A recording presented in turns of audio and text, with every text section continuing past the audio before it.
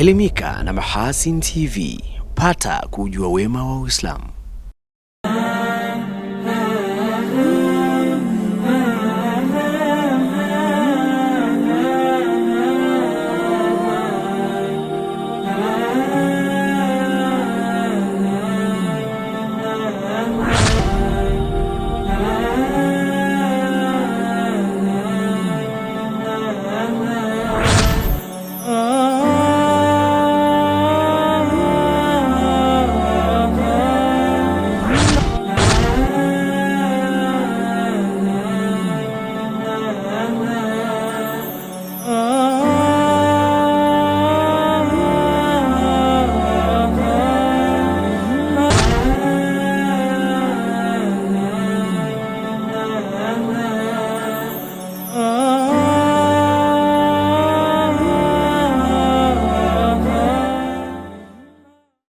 Assalamu alaikum warahmatullahi wabarakatuh. Habari za wakati huu mtazamaji wa Mahasin TV popote pale ulipo.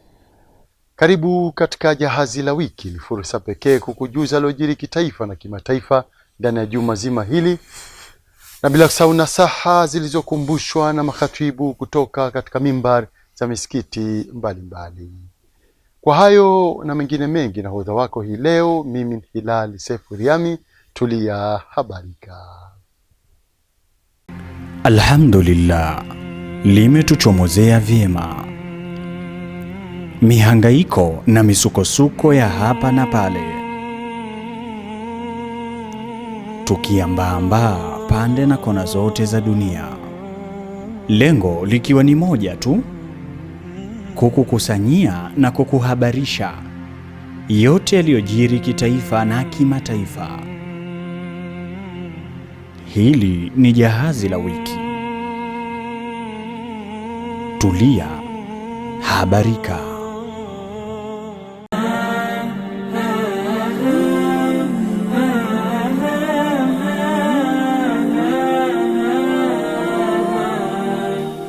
Nam, safari ya Jahazi la Wiki inaanzia makao makuu ya nchi jijini Dodoma. Waziri Mkuu Mheshimiwa Dr. Mwigulu Nchemba ameagiza kuanza utekelezaji wa Dira 2050 kupitia mpango na bajeti iliyoandaliwa na kuendelea kushirikisha sekta binafsi na wadau wa maendeleo katika kuharakisha utekelezaji wake ili kujenga uchumi jumuishi, shindani na unaotegemea uzalishaji wenye tija. Zuberi Mgaya ana undani wa taarifa hiyo. Waziri Mkuu ametoa maagizo hayo wakati akiwasilisha hotuba yake kuhusu mapitio na mwelekeo wa kazi za serikali na makadirio ya mapato na matumizi ya fedha za ofisi ya Waziri Mkuu na ofisi ya Bunge kwa mwaka 2026-2027 bungeni jijini Dodoma. Dira 2050 ndio mwelekeo wa taifa letu. Kwa kuzingatia hilo, kipaumbele cha serikali kitawekwa katika utekelezaji wa malengo kama yalivyoainishwa katika dira hiyo. Suala hilo litawezekana tu ikiwa wadau wote watakuwa na ufahamu wa kutosha kuhusu vipaumbele vilivyoainishwa katika Dira 2050. Nitoe rai kwa viongozi wa serikali, viongozi wa sekta binafsi, viongozi wa asasi za kiraia, viongozi wa dini na wadau wa maendeleo wote hapa nchini kuhakikisha kwamba mipango yao inawiana na vipaumbele vya Dira 2050 na kuiunga mkono dira hiyo katika utekelezaji wake. Hii sio dira ya serikali, ni dira ya nchi na inamhusu kila Mtanzania, na kila Mtanzania ashiriki katika kutimiza ndoto hiyo ya taifa ya kufikia lengo hilo tuliloliweka katika dira yetu. Amesema mpango na bajeti itakayopitishwa na bunge hilo ni hatua ya kwanza ya utekelezaji wa mpango wa 4 wa maendeleo ya taifa wa miaka mitano 2026-2027, 2030 na 31 na dira ya taifa ya mwaka 2050.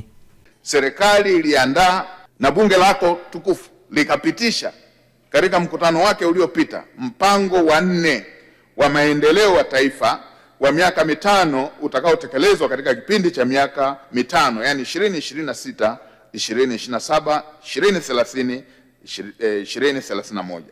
Dhima ya mpango huo, mpango wa sasa, baada ya kutoka kwenye dhima zingine zote nilizozisema za mpango wa kwanza, wa pili, wa tatu. Mpango huu wa 4 dhima yake ni mageuzi katika kukuza uchumi na kuzalisha ajira. Tunahitaji mageuzi katika kukuza uchumi na tunahitaji kuzalisha ajira kwa sababu ni tatizo kubwa kwa sasa ndani ya nchi yetu. Waziri Mkuu ameliomba bunge kuidhinisha jumla ya shilingi trilioni 12.50 kwa ajili ya ofisi ya waziri mkuu na taasisi zilizo chini yake kwa mwaka 2026-2027. Kati ya fedha hizo shilingi trilioni 8.73 ni kwa ajili ya matumizi ya kawaida na shilingi trilioni 3.76 ni kwa ajili ya matumizi ya maendeleo.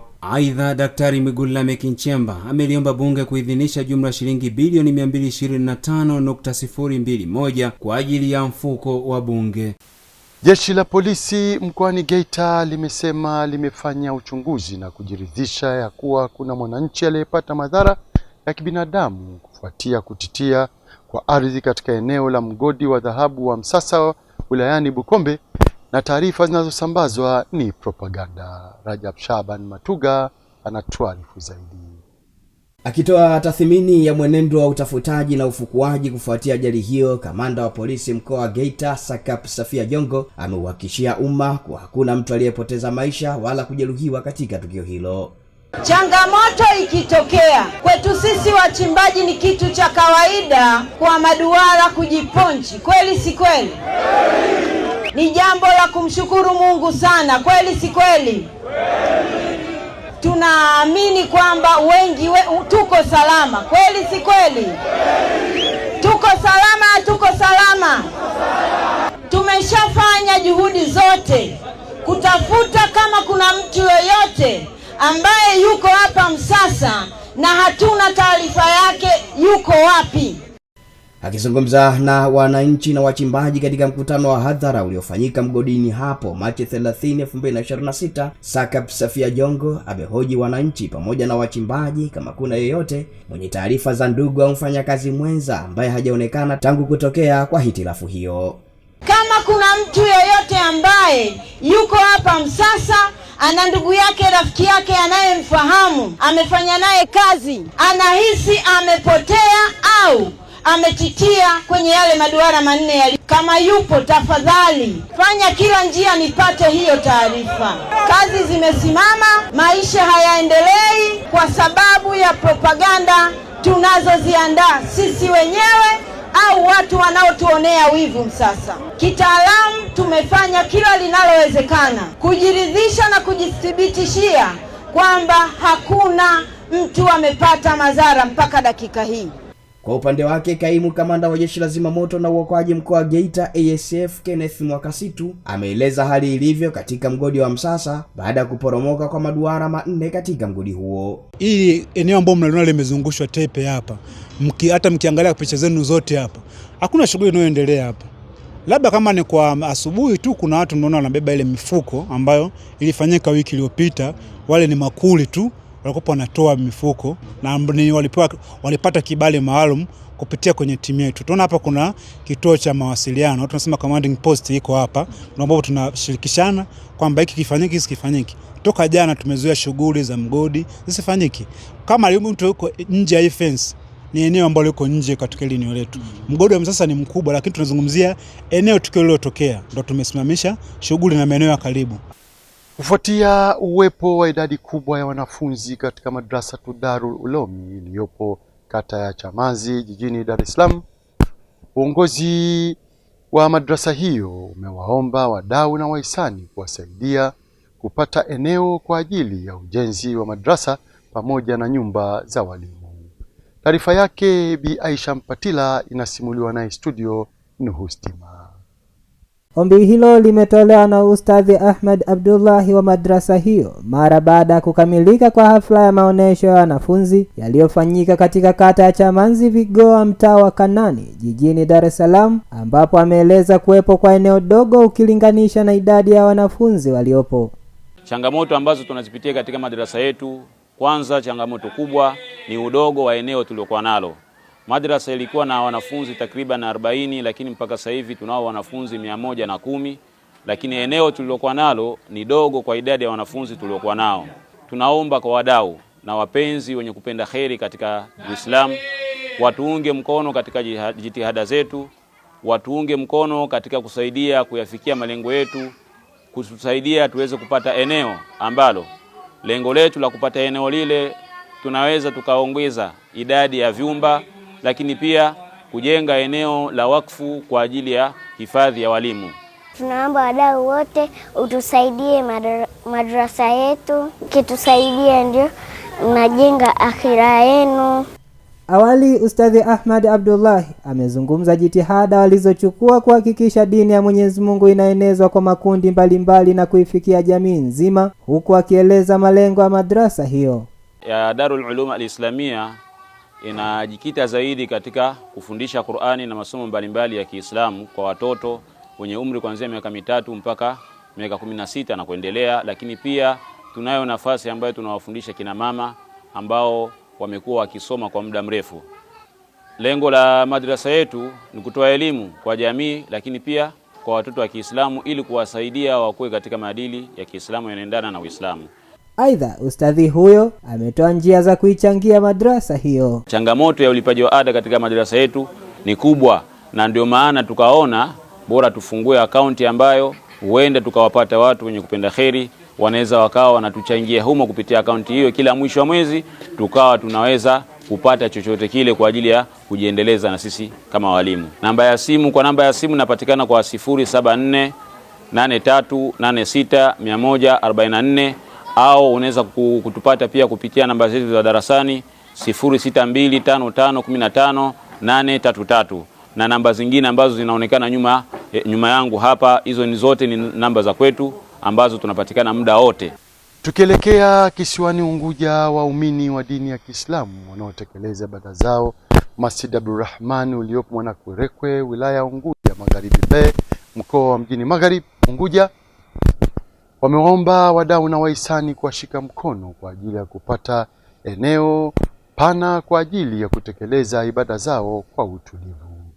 Muhustima anatuarifu zaidi. Ombi hilo wamelitoa kutokana na ufinyi wa eneo la msikiti huo kwa sasa, hali iliyopelekea kufanya uamuzi wa kutafuta eneo mbadala kwa ajili ya kujenga nyumba kubwa ya kufanyia ibada itakayohifadhi idadi ya waumini wanaofika msikitini hapo. Msikiti wetu hivi sasa umekabiliwa na changamoto ya uhaba wa eneo, hivyo ili jambo tunalileta kwenu ndugu Waislamu, waumini wenzetu, kwa namna moja ama nyingine kuweza kusaidiana ili kuleta nafasi ya kutosha kwa waumini kutekeleza ibada ya swala.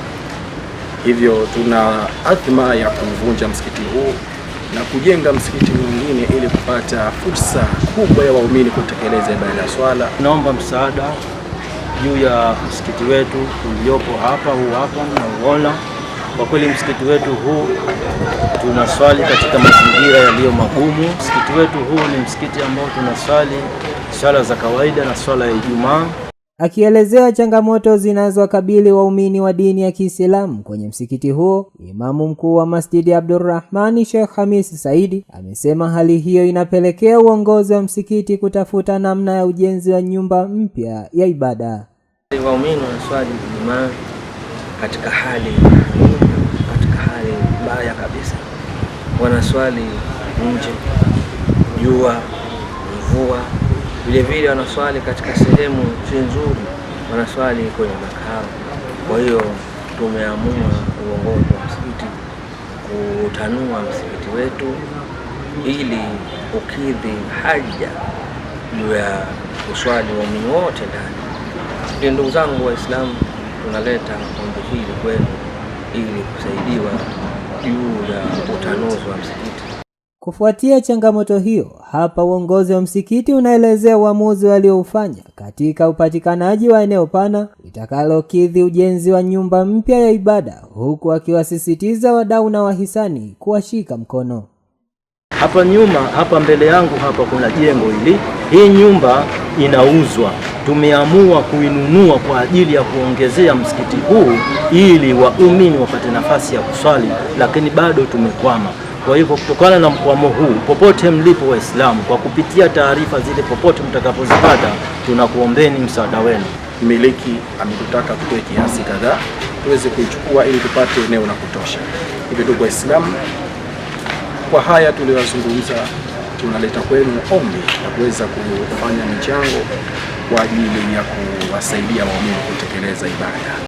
Unaweza kushiriki ujenzi wa msikiti huo kwa kuwashika mkono kupitia nambari zifuatazo: PBZ Islamic Bank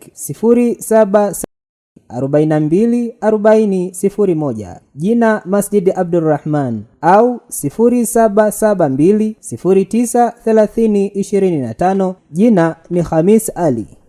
Zaidi ya wanafunzi 400 katika shule ya msingi Chanyahuru, halmashauri ya wilaya ya Musoma mkoani Mara, wanakabiliwa na changamoto ya upungufu wa vyumba madarasa, hali inayopelekea baadhi ya wanafunzi kusomea katika majengo ambayo bado hayajakamilika. Zuberi Mgaya ana taarifa kamili. Hayo yamebainishwa na mwalimu mkuu wa shule hiyo, Mwalimu Daniel Zakaria, wakati akitoa taarifa ya shule hiyo mbele ya kamati ya usalama ya wilaya Musoma, akisema upungufu wa vyumba vya madarasa inapelekea msongamano kwa wanafunzi wanapokuwa kwenye masomo yao kukosa utulivu. Shule hii inahudumia wakazi wa vitongoji vitano ambavyo ni Chanyahuru, Chamasejo, Ushora, Kumlele na Kati. Shule hii ina jumla ya wanafunzi 406 ambapo wavulana ni 404 na wasichana 202. Hali ya miundombinu, shule yetu ina jumla ya vyumba vitano tu vinavyotumika, ambapo kati yao viwili havina sakafu. Kwa idadi ya wanafunzi ilitakiwa kuwa na vyumba 8, hivyo tuna upungufu wa vyumba vitatu. Upungufu huu umepelekea kutumia boma moja ambalo halijaezekwa ili kukidhi angalau darasa moja wapate masomo. Akikiri juu ya uwepo wa changamoto hiyo, diwani wa kata ya Kiriba Bi Jeni Chongo ametoa ombi kwa serikali kufanya hatua za haraka ili kupata mwarobaini wa daraja katika mto Jangwena ili wanafunzi wapate kupita kwa usalama, hususan katika nyakati za mvua. Tunapata shida sana. Watoto mnavyoona, watoto wametoka humu darasani kwa sababu ya hii mvua. Watoto wanasomea humu. Jua lao na mvua unavyoona ni yao. Kwa ndio maana nimelalamika kule, nikawaeleza twendeni mkaone namna gani Chanyahuru watoto wanavyopata adha. Lakini pamoja na yote, changamoto nyingine, kuna mto unaitwa Jangwena, ile ng'ambo Bushora, watoto wanatoka kule wanakuja kusoma hapa.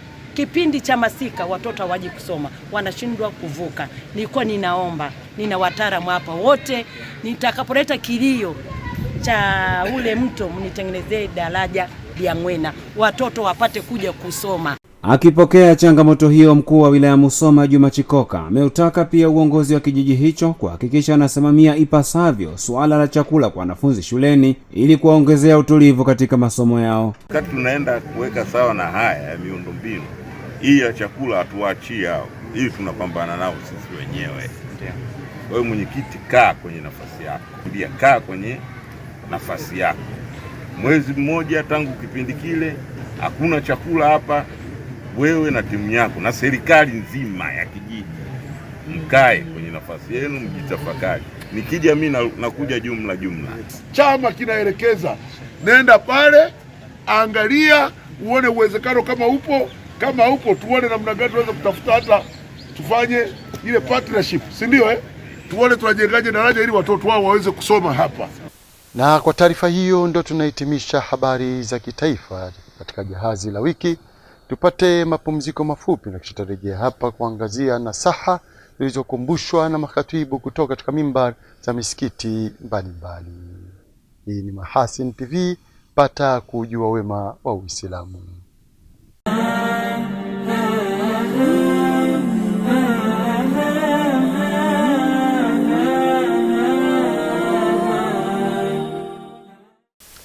Karibu sasa mtazamaji wa Mahasin TV, na sasa ni nasaha zilizokumbushwa na makatibu kutoka katika mimbar za misikiti mbalimbali. Ndugu zangu katika imani, hali hii mnayoiona ya fitna katika zama zote haikuanza leo, bali imeanza katika zama za Mtume sallallahu alaihi wasallam, alipokufa Mtume alaihi salatu wassalam. Na fitna, ndugu zangu, lazima fitna izalishe mauaji, na Allah subhanahu wa ta'ala katika mitihani hii akaeleza kwamba lazima waumini washikamane katika safu moja na wasimame katika taa ya Allah subhanahu wa ta'ala ili waweze kuvuka katika fitna. Na fitna hii au fitna hizi ni sunna ya Allah subhanahu wa ta'ala kuwatahini waja wake. Hatuwezi kuishi bila fitna, hatuwezi kuishi bila mabalaa. Ndio maana Allah jalla jalaluhu akasema alif lam mim hasiban nasu ayutraku, wanadhani watu wanaweza kuachwa an yaqulu amanna, waseme sisi tumeamini, wa hum la yuftanun, bila kuwekewa mitihani na fitna. Mali ni fitna, lakini hakuna fitna ndugu zangu iliyokuwa ngumu na mbaya zaidi fitna katika dini ya Allah subhanahu wa ta'ala. Kushikamana na sunna na mwenendo sahihi wa Mtume sallallahu alayhi wasallam ndiyo silaha ya kutoka katika fitna. Ni vipi mja atafikia lengo la uchamungu? Ataufikiaje uchamungu ili iwe ni sababu ya kuwa na Allah subhanahu wa ta'ala? Ma hiya alwasail wal asbab mimman yusaidu ala taqwa Allah azza wa jalla. Sababu ya kwanza al-imanu billah, ili mja afikie lengo la uchamungu ni imani ya kweli kwa Allah subhanahu wa ta'ala na yakini ya kweli kwa Allah subhanahu wa ta'ala, imani ambayo zimetimia sharti zake na nguzo zake, imani ambayo ina mapungufu haiwezi kumfikisha mja katika uchamungu. Imani isiyokuwa na yakini ya kweli kwa Allah subhanahu wa ta'ala haitamfikisha mja katika uchamungu. Sharti hili likikosekana, mja hata kama akitenda matendo mema hayawezi kumfikisha katika uchamungu, kwa sababu tayari ana mashaka na Allah subhanahu wa ta'ala, ana mashaka na uwepo wa Allah subhanahu wa ta'ala. Sharti la pili la imani an-nutqi bil lisani, imani hiyo mtu aitamke kwa ulimi, ili hali akiwa anaikiri ndani ya moyo kwamba hapana anayestahiki kuabudiwa kwa haki isipokuwa Allah subhanahu wa ta'ala peke yake. Na sharti la tatu kuifanyia kazi imani hii. Hadhihi alhaya la yahtaju ila kasalin, maisha haya tunayoishi hayahitaji uvivu hata kidogo, hayahitaji kubweteka hata kidogo, kwa sababu safari ni ndefu. Safari tunayoelekea kwa Allah subhanahu wa ta'ala ni ndefu mno, na vile ambavyo tunavyo, vile ambavyo tumevikusanya, wallahi bado ni vichache, bado ni vichache. Yatakiwa Muislam ajitume wakati wake wote, umri wake wote ambao amepewa na Allah subhanahu wa ta'ala, ahakikishe yeye maisha haya yanakatika hali ya kuwa na muabudu Allah subhanahu wa ta'ala. Na Allah subhanahu wa ta'ala atuzungumzisha sisi kupitia shakhsia ya Mtume sallallahu alayhi wasallam. Anamwambia Rasulullah, wa'bud rabbaka hatta ya'tiyaka al-yaqin. Huyu ni Rasulullah anaambiwa na Allah subhanahu wa ta'ala, na muabudu Mola wako mpaka ikufike yakini, mpaka mauti yakufike.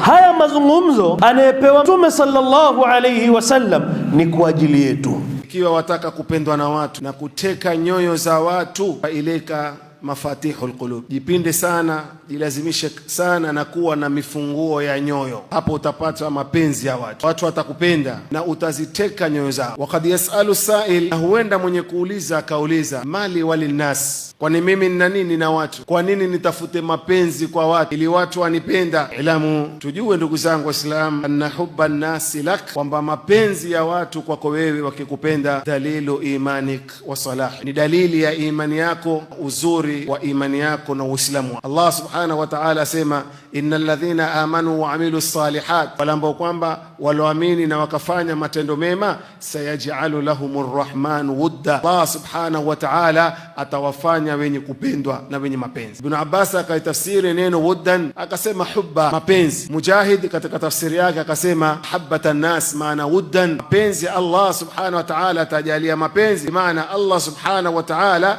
atajalia watu wakupende kwa ajili yake Allah subhanahu wa ta'ala. Kila nida ya Allah subhanahu wa ta'ala ni mwito ambao ndani yake kuna mambo mawili muhimu. Ndani ya kila mwito ambao Allah subhanahu wa ta'ala ndani yake amewaita walioamini kwa kusema ya ayyuhalladhina amanu, ndani yake kama alivyosema Ibn Mas'ud radhiyallahu anhu, lazima kuna mambo mawili yanafuata. Ndio maana nasema radhiyallahu anhu, unaposikia nida ya Allah subhanahu wa ta'ala ya ayyuhalladhina amanu far'iha sam'ak, hiyo nida ipe sikio lako, isikilize nida hiyo ya Allah subhanahu wa ta'ala kwa makini, isikilize nida hiyo ya Allah azza wa jalla kwa utulivu. Fa innahu imma amrun yu'maru bihi au nahyun yunha an, kwa sababu baada ya nidaa hiyo lazima kutakweko mojawapo wa mambo mawili: amri ya Allah subhanahu wa ta'ala ambayo anaiamrisha, au makatazo ya Allah subhanahu wa ta'ala anayakataza. Kwa hivyo kila tunaposoma ndani ya Qur'ani kuanzia mwanzo mpaka mwisho, tukisikia nidaa hii ya Allah azza wa jalla, ya ayyuhalladhina amanu, tega sikio lako kwa makini, sikio la kusikia pamoja na sikio la moyo, kwa sababu inayofuata ni mwongozo wa Allah subhanahu jalla jalalu. Ima amri tunayoamrishwa tutekeleze, au makatazo tunakatazwa na Allah azza wa jalla tusifanye.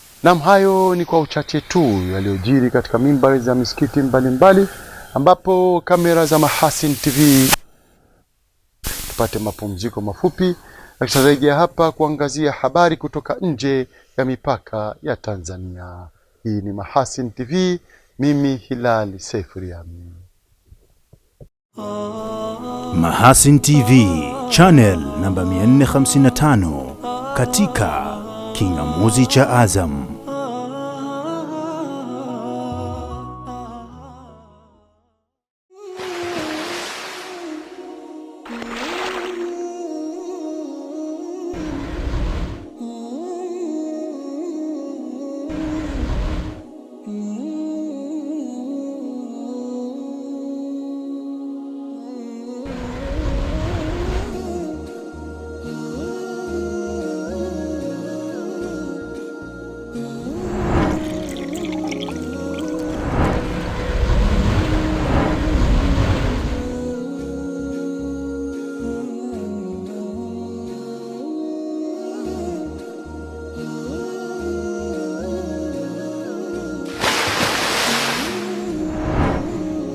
Kunywa maji safi na salama ya uhai. Bidhaa bora ya Bakhresa.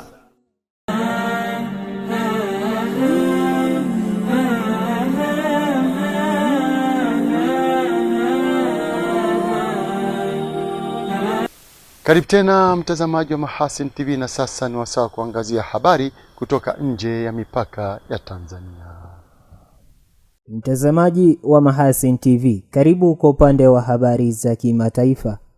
Watu 13 wamefariki na wengine 57 kujeruhiwa kufuatia mlipuko mkubwa uliosababishwa na moto katika kambi ya kijeshi nchini Burundi. Jeshi limesema moto huo ulizuka usiku katika ghala la kuhifadhia vifaa vya kijeshi na kusababisha milipuko kadhaa baada ya risasi na mabomu kulipuka. Msemaji wa jeshi Gaspard Baratuza amesema chanzo cha moto huo ni hitilafu ya umeme, akisisitiza kuwa hakukuwa na shambulio lolote dhidi ya kambi hiyo. Tukio hilo limetokea katika eneo la Musaga, nje kidogo ya jiji la Bujumbura, ambapo wakazi walikimbia kwa hofu huku milipuko ikisikika kwa umbali mkubwa. Maafisa wamewataka wananchi kutoa taarifa kuhusu mabaki ya milipuko ambayo hayajalipuka wakati hali ikianza kurejea kawaida. Tukitamatisha kwa upande wa habari za kimataifa, Baraza la Usalama la Umoja wa Mataifa linatarajiwa kupiga kura ya rasimu ya azimio lililowasilishwa na Bahrain kuhusu kulinda meli za kibiashara ndani na karibu na mlango wa bahari wa Hormuz. Bei ya mafuta imepanda kwa kasi tangu Marekani na Israel zilipoanzisha mashambulizi dhidi ya Iran mwishoni mwa mwezi Februari mwaka 2026, na hivyo kuzua mzozo ambao sasa umedumu kwa zaidi ya mwezi mmoja na kusababisha kufungwa kwa mlango wa bahari wa Hormuz. Kwa mujibu wa shirika moja la habari, wanadiplomasia wanasema Bahrain, ambayo kwa sasa ni mwenyekiti wa baraza hilo la usalama lenye nchi wanachama 15, imekamilisha rasimu ya azimio linaloidhinisha matumizi ya njia zote muhimu za kujihami kulinda meli za kibiashara. Hapo awali Bahrain ilikuwa imeondoa pendekezo la utekelezaji wa sheria katika jaribio la kuzuia pingamizi kutoka kwa nchi nyingine, hasa Urusi na China, ambapo rasimu ya azimio hilo inaidhinisha kuchukuliwa kwa hatua hizo kwa muda wa angalau miezi 6 hadi baraza litakapoamua vinginevyo.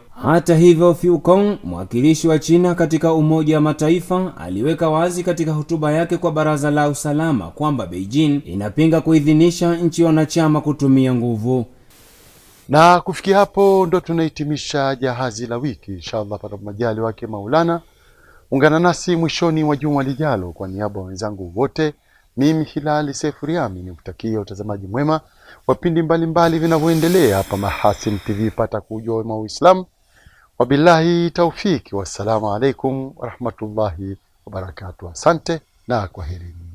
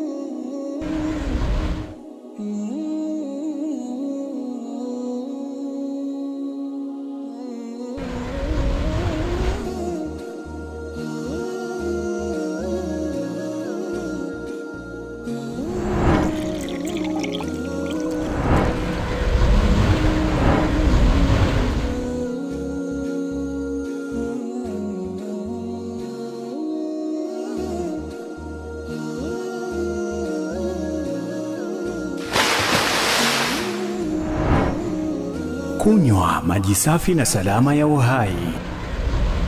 Bidhaa bora ya Bakhresa.